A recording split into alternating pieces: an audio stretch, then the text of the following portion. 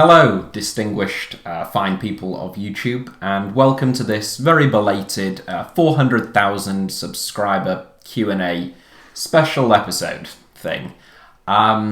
This is slightly belated because it took, the UK has been in quite a prolonged lockdown and I couldn't get a haircut until last week, and before there are any jokes in the comments, this is my hair post, not pre-haircut. And also I was struggling for proper videos this week, so it made sense to just get you to ask me some questions and answer them, since that is always quick and easy. But on that theme, a very, very belated thank you to all of you for subscribing to the channel and helping us to get to 400,000. I think we all know that it should be at least 1 million, but quality over quantity when it comes to subscribers, that is my view. And on that theme of quality over quantity, I should say that I am planning on going down to 5 videos a week on the channel. So those of you who are sevens aficionados will know that it's not that long ago that I went from 7 to 6. I mean, it was supposed to be ages ago, but I didn't actually until quite recently.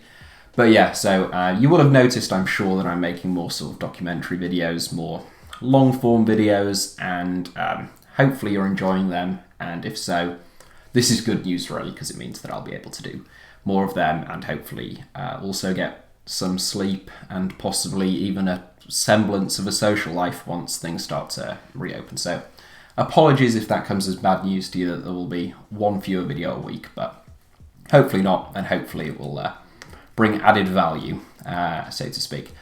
So a lot has happened since my last Q&A video, or quick-fire questions video. There has obviously, first and foremost within the world of football, Hull City have been promoted from League One back into the Championship. Hurrah. And not only that, but as champions of the third tier of English football. It's the first time that Hull City have been champions of a league during my lifetime. I've had many promotions, but as runners-up or playoff winners, so that is very good. It's actually far beyond my lifetime. 1966 was the last year that Hull City won a title, which was also a year that England won a title, so perhaps that's good omens for this summer. We shall see. Also, obviously, there's been the European Super League. Some would argue a bigger story. I'm not sure about that, but nonetheless, quite eventful. I'm sure there'll be questions probably about both of those subjects, or at least one, in the Q&A, which has been very helpfully collated for me. So I'll probably play some sort of like 70s, 80s rubbish game show music like I normally do as a segue whilst I put my glasses on and fetch the questions. But yeah, thank you for 400,000. If you're watching and you're not yet subscribed, then you know what to do, and the little notifications bell, so that you always know we've uploaded. But only 5 a week now, so yeah, here we go.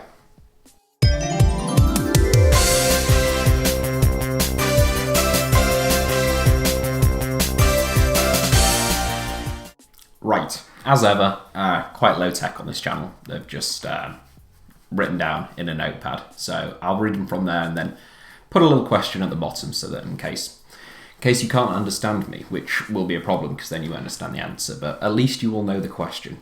Okay, first question is, what do you think about Mourinho's appointment at Roma?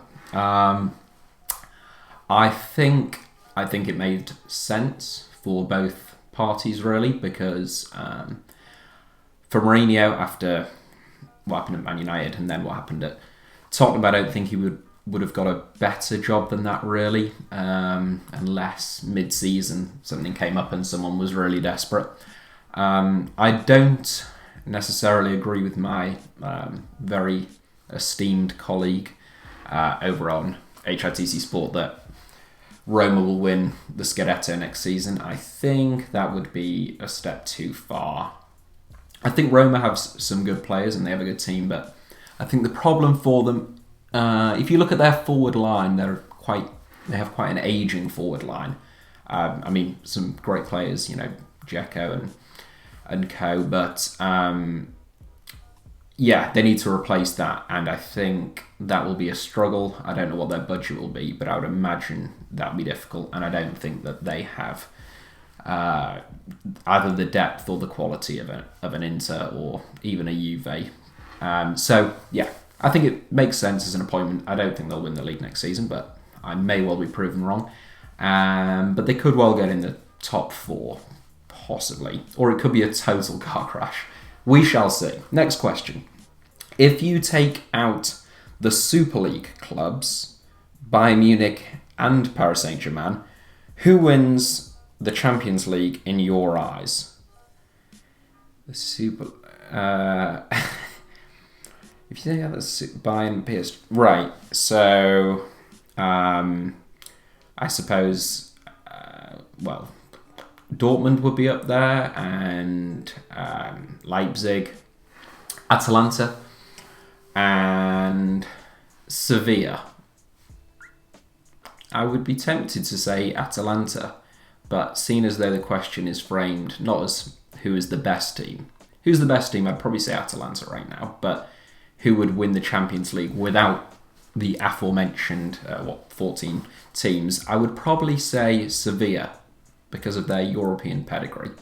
But I think those 4 would be up there. Maybe I've missed someone. Lille, obviously, could well win the Ligue Untitled this season. So they should be in the conversation. But my feeling is probably Atalanta or Sevilla. Do you have a soft spot for any other clubs besides Hull City? And if so, why?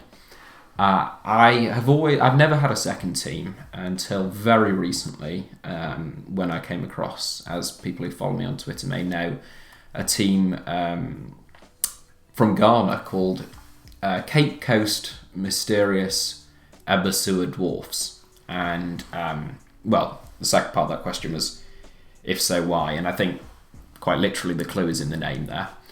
So yeah, they are my second team. Recently I've been keeping an eye on their results. They also, actually, as it goes, like Hull City, haven't won a league title since 1966, obviously. Hull City have rectified that, and I'm expecting the Mysterious Dwarfs to do likewise, hopefully next season. We'll keep an eye on that. Should the Champions League format be changed to 256 teams in a straight knockout, it would make every game important and eliminate qualifying rounds. That I would love that, but there's just no. I mean, that is a pipe dream. There's no way that would happen. It would mean less money, so it won't happen. But yeah, that would be fun, wouldn't it? That would be good. But yeah, if you could travel to any part of the world to make a video on the football culture in that country, where would you go? So.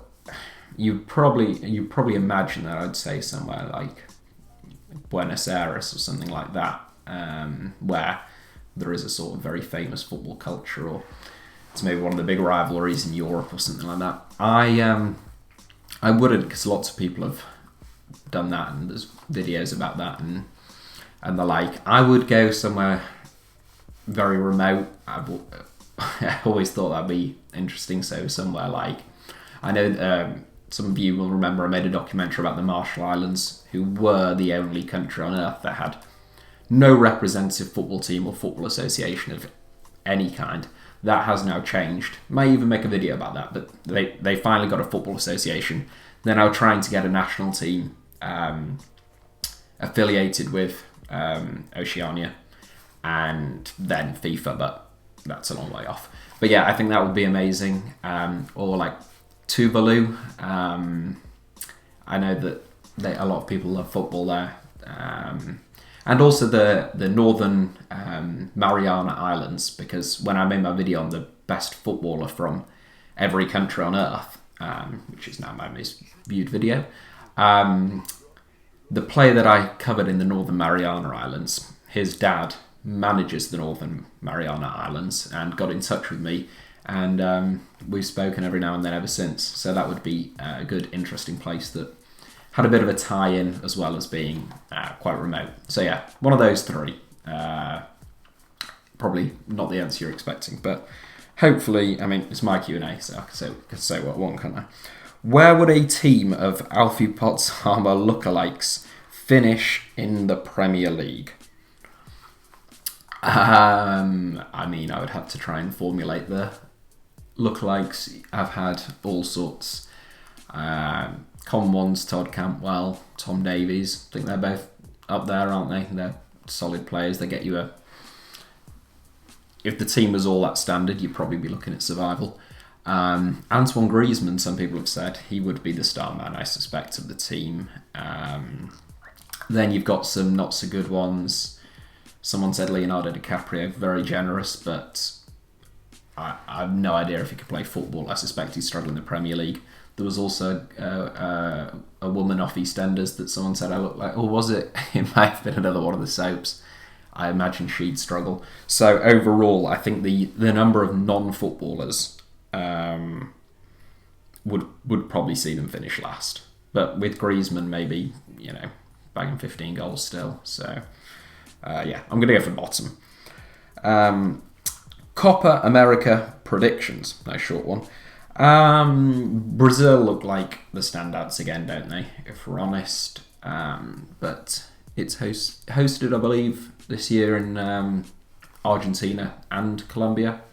Someone will correct me if I'm wrong. I can't see either of them doing anything, to be honest. Obviously, Argentina, you think with some of the star power that they've always got a chance, but from what I've seen of both of those two recently, I see them struggling. Ecuador have been doing really well in CONMEBOL World Cup qualifying, so maybe they're a bit of a dark horse, but yeah, it looks like Brazil. It's not exactly an obscure shout, but if I had to put my life on it, they are the team I would back.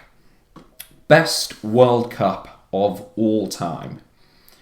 Well, since that is framed as of all time, I think probably the 1958 World Cup is the best World Cup of all time for entertainment, for stories. 17-year-old Pele and some of the score lines, Just Fontaine, the number of goals he scored for France. Obviously not, I didn't experience that World Cup, but you have said of all time. In my lifetime, the World Cup I've enjoyed the most is probably 2014. Despite the fact that England were hopeless. I just enjoyed the tournament, lots of good goals, lots of good games. Also, it was the year that I finished school and it was a good summer, so that probably there's probably some nostalgia tinting my perspective, but I think that was a good World Cup. Do you think a South American team can ever win the World Cup again, or will European teams just get stronger and dominate? No, I don't think so. I certainly think I don't see any reason why a South American nation won't win plenty of World Cups again. If anything, I think the opposite is more likely to happen. I think there might be more of a democratization, so to speak, of talent. We see the United States and Canada and a lot of African countries producing some really good players, and I think that'll continue. So no, I think more likely that we'll see South America come back and other regions come into play more than we'll see Europe, even though obviously Europe looks very strong at the moment. I don't think that is some forever trend. What was your favourite video to make and why? I think I've had this question previously, so I will try to name, rather than my favourite ever, because I think I normally say like that Zaire video or the Ewald Mixon one about, I think it's titled something like the international footballer accused of war crimes, something along those lines. So those two I really enjoyed. But of recent ones, so that I don't give a duplicate answer, the recent video I did about awards, about how they actually work, and the sort of last 5 to 10 minutes about the Globe Soccer Awards, I enjoyed making that because I thought that was quite funny, if I do say so myself. But I enjoyed that, and also the recent documentary about Notts County, the $1 trillion fraud, so to speak. I thought that was I couldn't believe that story as I was researching it and writing it, and you all seem to find it equally shocking and enjoyable, which is delightful. So yeah, those two as recent examples, that off the top of my head at least. Next question is, who is the player that's proved you the most wrong? A player that you thought was awful but ended up being world class. Good question. I mean, to be clear, I'm not struggling to name. I've been wrong about a myriad of players, and I will be in the future. But I'm thinking of that I thought, because it says that I thought was awful but ended up being world class, which are quite extreme ends of the scale. I don't think there's anyone who I thought was awful that ended up being world class. I think, like most people, when Harry Kane was on loan with like Leicester and Millwall, I didn't envisage him becoming one of the best centre forwards in the world, if not the best, probably second, but that is beside the point. But that's not really unique to me. A player who I underrated for a long time, having not watched that much of him, was Edinson Cavani back when he was at Napoli, because I didn't watch much Serie A football at the time, and whenever I saw him in the Champions League, I thought he spurned a lot of chances, and for someone whose primary function was supposed to be scoring goals, I thought it was a bit wasteful. But the more I watched him, and when he went to PSG, incredibly clever footballer and a brilliant player. So I was very wrong about him, but I never thought he was awful. I just thought he wasn't quite as good as he actually was. And there were probably a number of others, but yeah, those are two examples at least. How are you? I'm very well, thank you. Thanks for asking. I don't know if that's concern for my well-being, but no, I'm all right. I can't grumble for now. What was your reaction to Hull City getting promoted? Well, I was very pleased, as you would expect. It was very strange to, not just to not be in the ground, because obviously, it's the first time we've been promoted where I haven't been present since 2003-04, when we were promoted with a win at Yeovil, which is very far away from me, and I was only a child, so I didn't get to go all the way to Yeovil. So no, that was strange. And not only was I not at the ground, I wasn't with anyone. Normally I'm with my dad at football, so that was strange. We just FaceTimed and said, that was good, wasn't it? And that was about it. So no, it was very good, bit surreal, but obviously pleased that we have been promoted, because people underestimate. You look at the teams who get stuck in League One for a number of years. You've had, I think, Forest were down there for a while. Leicester, maybe, did they bounce back? I think they were down there for a bit. Leeds, 3 seasons, maybe. I think it was 3. They had a point deduction the first one, didn't they? But still. So yeah, loads of teams get stuck down there for a number of years, and we haven't. So that's good. The next question, where were we? Should Mauricio Pochettino, sorry about that, took me a while to find where I was. Should Mauricio Pochettino be fired if he fails to win Ligue 1? No, I don't think so. That would seem very harsh and a bit pointless, given that he was appointed mid-season. Without checking, I would suspect that their points per game was better since he came in. So no, I don't think he should be. I mean, he's taken them to the semi-finals of the Champions League. They've crumbled, as they have done a couple of times. But no, I don't think he should be fired. Well, I mean, what are you appointing Pochettino for? Surely it's for a project. If you look at what he did, Southampton, Tottenham, took a bit of time. So no, definitely not, in my eyes at least. Who do you think will win the League One playoffs, and how do you think Hull City will do in the Championship next season?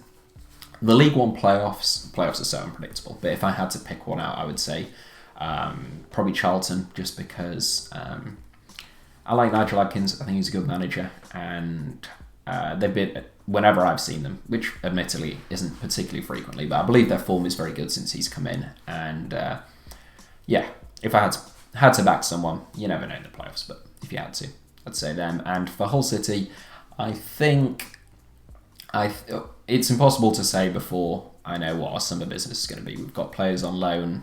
Are we going to replace them? I can't see us signing too many of them. Are we going to sell anyone? God forbid, King Lewis Potter or someone. I I don't think so. I think he needs another year before a bigger club comes in. But no, I think we should, in all likelihood, have enough to keep our heads above the water. But I'm not expecting any kind of playoff push or anything. And I will have a better idea come August or September, once the transfer window slams shut, as they like to say on Sky Sports. Slams shut.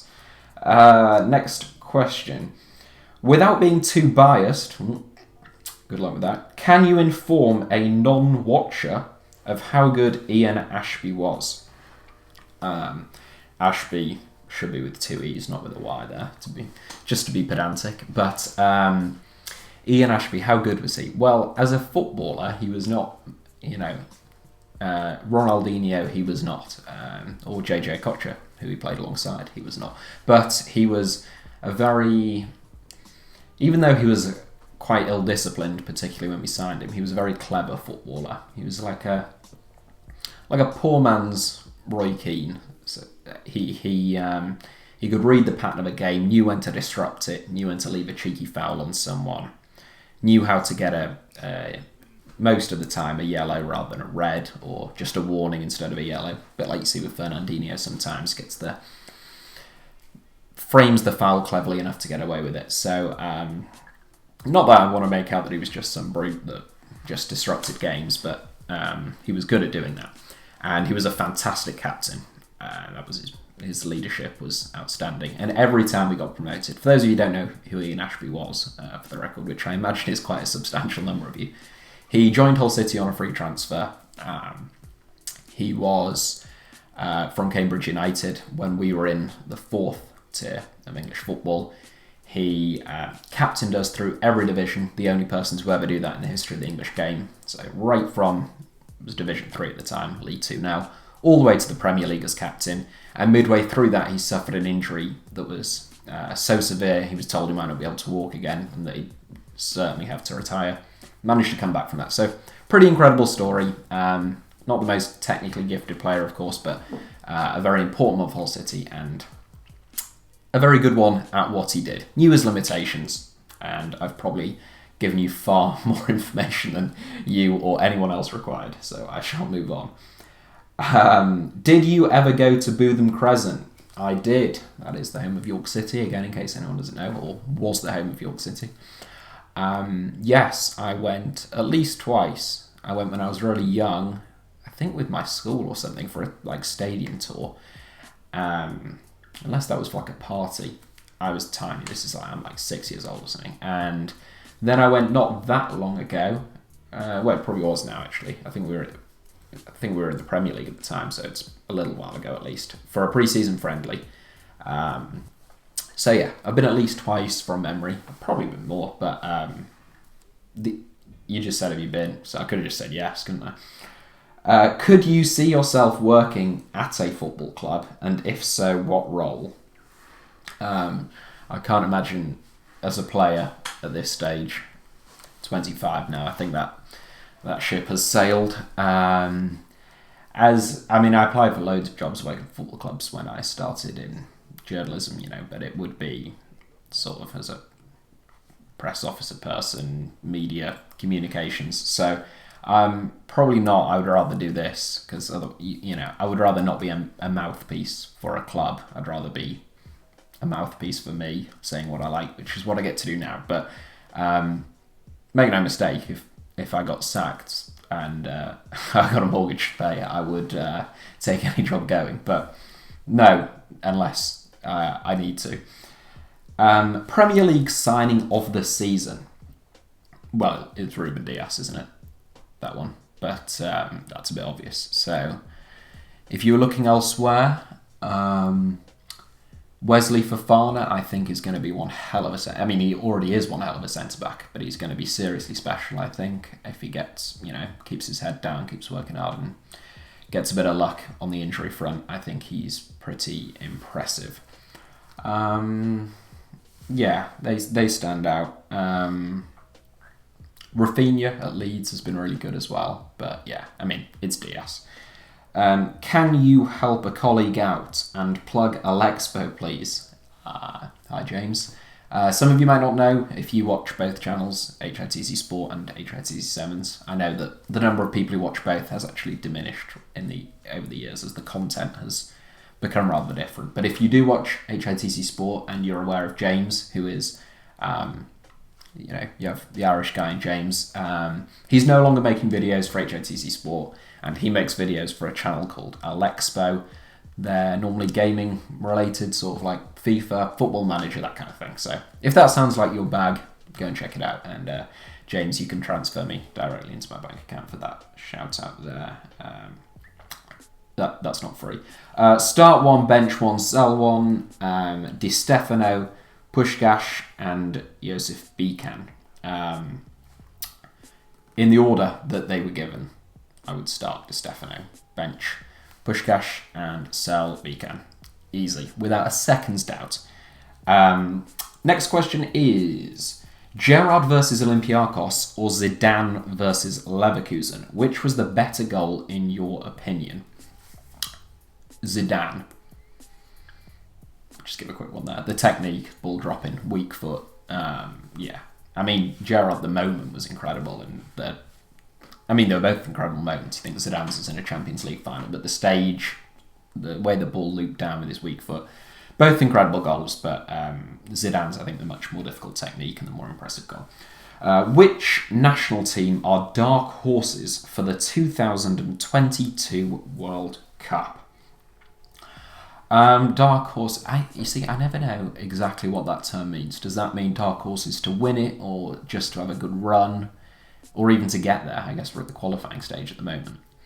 Dark horses to qualify would be Syria. I've been enjoying keeping track of how they've been doing, because obviously they came so close to qualifying in 2018. Tim Cahill ending those dreams. But they're a better team now than they were then. Not many players that are playing for big clubs, but they, as a team, really solid outfit. And I always think it's nice when a country that has grave difficulties is given something to cheer about. So I would love to see them make their first World Cup. Obviously, if you mean to win it, no, they're not going to win it. Similarly, Algeria, I think, have a really good cohesive unit of a team, and they obviously do have some real star power, particularly Mahrez, who has been unbelievable this season. So if he's still playing like this, I'm pretty sure they'll qualify, and I think they could easily get out of the groups. And I mean, semi-finals would be a hell of an achievement. But yeah, they're up there. If you mean to win the whole thing, then as dark horses, I suppose the Netherlands have a chance. The problem they have is a centre forward still, I think. If Myron Baudu or Daniel Marlon or someone like that really comes through as a centre forward, and they're a proper international level centre forward by that stage, then I think the Netherlands have got a decent team and a decent chance. I don't think they'll win it, but if you're asking me to pick a dark horse, which you are, also the problem they have is qualifying in a way, because I believe that group is the group with Norway and with Turkey, who are top of that group at the moment and have already beaten the Netherlands. So, I mean, you could throw Norway in with that if they qualified. Obviously, they've got some really good young players. But again, for the Netherlands and Norway to qualify, they're going to have to leapfrog Turkey, which certainly isn't a given. But yeah, those are four teams, depending on your definition of dark horses. If you had to give up HITC Sevens or the Reluctant Investor, which would it be? Well, I'm not really supposed to mention the Reluctant Investor on this channel, but seeing as though it's a Q&A, hopefully that is allowed. To be clear, there is no relation between the two channels. They are completely separate. That is just my side hobby thing. If I had to give one up, I would give that up, because this is my job, and this is how I pay my bills and stuff. So yeah, I would be tad screwed without it. So yeah, that's quite an easy one. I only make one video a week for the other channel. If next question, and the last question, is: have you ever thought about doing a podcast? Brackets times 3, which I assume means 3 people asked that question. Could mean someone asked whether I was going to start 3 podcasts, but I'd say that is the less likely summation of what that denotes. I have thought about doing a podcast on a number of occasions, but the problem at the moment is time, and I might do it. It'd be nice to interesting. I'd probably just get people on that I wanted to talk to and just record conversations with them, I guess, and whether people watched it or not would be up to them. So yeah, possibly follow me on Twitter and Instagram, and then you will know if I have started a podcast in the future. It is just at HITC7s on both of those platforms.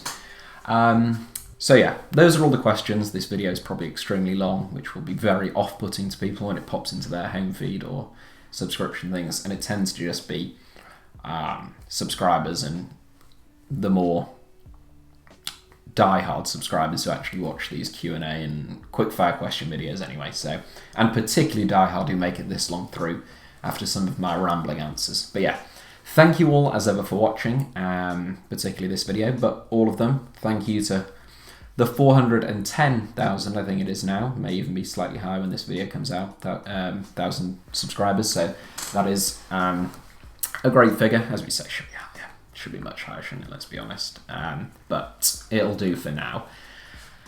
And yeah, have a fantastic day. And like I say, we'll be going down to 5 videos a week, but that isn't a problem, is it? Hopefully, fingers crossed. Right. Hit the like button if for some bizarre reason you enjoyed this video. Comment, tell me, just say congrats on 400,000, probably good for the algorithm or something like that. And make sure that you are subscribed if you're not one of those 410-ish thousand, and hit the little notifications bell so that you always know when I've uploaded a video. Why wouldn't you want to know that? It's completely free. Cheers.